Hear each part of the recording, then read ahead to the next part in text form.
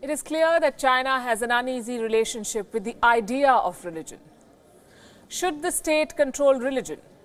And how far can the government meddle in the matter of faith? On Wion Edit, we'll discuss.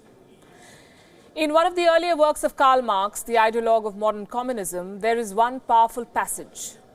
Religion is the opium of the people. Religion is the sigh of the oppressed creature, the heart of a heartless world, and the soul of a soulless condition.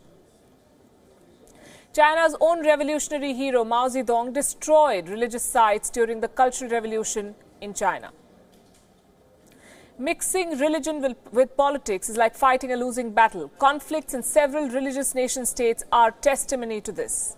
But China is indulging in this nefarious game. It is manipulating many religions to suit the needs of the Chinese Communist state and its politics. And it's not just the Muslims and Christians in China who are under threat. And this is not an opinion. These are facts. Recently, Beijing revised its religious affairs regulations. This has restricted right to freedom of religion in China. According to the new rules, you can have your religious belief, but you cannot propagate it. Well, on the face of it, it looks all right. But the devil always lies in the details. So you cannot convert other people to your faith. If you try, the Chinese state will target you. In other words, the government is going after religious organizations in China, and that's not all. These new rules also say that religious organizations cannot be profit-making.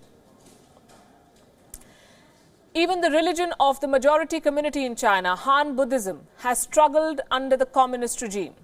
Unlike Taiwan, China has not produced a spiritual leader of significance in many decades. The supremely powerful president of China, Xi Jinping, has added his own twist to this tale. Under Xi, Chinese Buddhism gets state support. But the religion functions for a reason. It's a tool. The communist government demands religious leaders to A. unite believers to be patriotic, and B. disseminate religious teachings with patriotic values. Serve the Communist Party through religion. Communism is a political ideology like many isms: capitalism, feudalism, anarchism, and it's just one way to run the state machinery. It's not a religion, it is not a dogma, it is not a science. The biggest mistake that communism in China does is to mix the political with the personal, the same mistake that Soviet Union did for several decades. Faith or belief is a matter of personal choice. Faith depends on an individual, on his or her upbringing, his or her idea of life, way of life. China's abuse of religion as a tool to achieve political homogeneity is deplorable. I want to conclude by stating a 2 centuries-old assertion on this subject. This is from America's founding father and former president, Thomas Jefferson, and I'm quoting, "Religion is a matter which lies solely between man and his God, that he owes account to none other for his faith or his worship, that the legitimate powers of the government reach actions only and not opinions." History is full of examples of religious interference hurting the state and vice versa. Mixing state with religion is dangerous.